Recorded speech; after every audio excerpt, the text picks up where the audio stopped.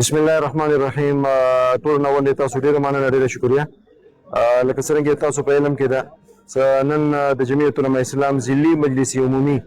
اجلاس په سمانه ویډینګ هال کې او الحمدلله ډیر کثیر تعداد کې اراکین مجلس عمومي هغوی شرکت وکړو. تاسو په توسط د ټولو ملګرو زه د زړه کومې شکریه ادا کوم چې داسې بھرپور انداز کې دوی دغه اجلاس ته رونق ورکړلو. خصوصا امون کم مهمانان خصوصي حضرت مولانا عطاءالرحمن خلیلي صاحب دامت برکاتهم ایمو د دغه علاقې یو رونق ملک ماده اعظم ایډوکیټ صاحب او دې سره څومره علماء کرام شيوخ منتظمین راغلي او هم شکریه ادا کوم تاسو په توسط د میډیا مرګروم شکریه ادا کوم انصار الاسلام مرګروم شکریه ادا کوم او غین علاوه سکیورټي حواله سره کوم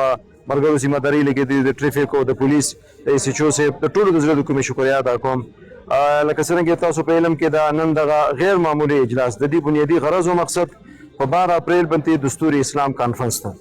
او دا هغه کانفرنس ته زیاتره فیصله قائد ملت اسلامی قائد جمعیت حضرت مولانا فضل الرحمن صاحب دامت برکاتهم العالی په خپل باندې فیصله کړې ده او صوبې جماعت ته ټاسک ور کړی ده چې دا داسې یو پروګرام د نغوانم چې مخکینی څومره لوی پروګرامونه شوي دي چې دا پروګرام د هغې ټولو پروګرامونو ریکارډ مات کړي او د دې بنیادي وجه دا ده چې په دې کې قائد ملت اسلامی قوم ته یو پالیسي ورکوي، قوم ته یو پیغام ورکوي او قوم ته په دغه موجوده حالاتو کې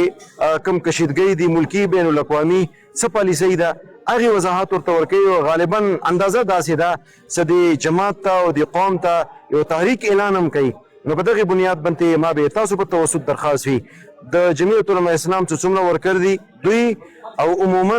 د ضلع چې څومره هم غیور عوام دي ټول ته ما به دغه درخواست چې اوس نه تاسو مهنت هم شروع کړئ، کوشش هم شروع کړئ او دا پیغام کور کور ته ورسوئ چې 12 اپریل باندې د ضلع یو لویه قافله هغه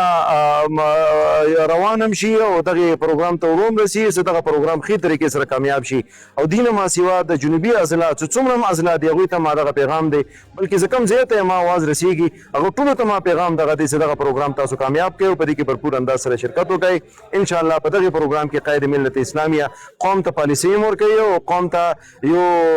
د موجوده حالاتو باندې یو بهترینه روشنايي او تفصیلي موقف هم پیش کوي. نن ټول قوم په دغه انتظار ده قائد ملت اسلامیه موقف صدا او قوم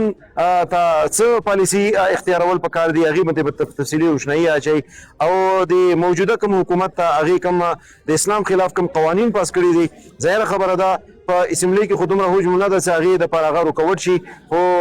قوم جمعیت علماء اسلام سره ولاړ ده روډونو ته به هم راوځي او مختلف قسمه آیین او قانون دایرې کې دننه بھرپور طریقې سره احتجاج به هم کوي او دا به مجبوره کوي په دې باندې چې کوم قوانین تاسو پاس کړي دي هغه قوانین واپس واخلئ، کومه طریقه ده په هغې باندې واپس واخلئ. دا ملک د لا اله الا الله په نوم باندې جوړ شوی ده او په دې کې به د اسلام قوانین وي، اسلام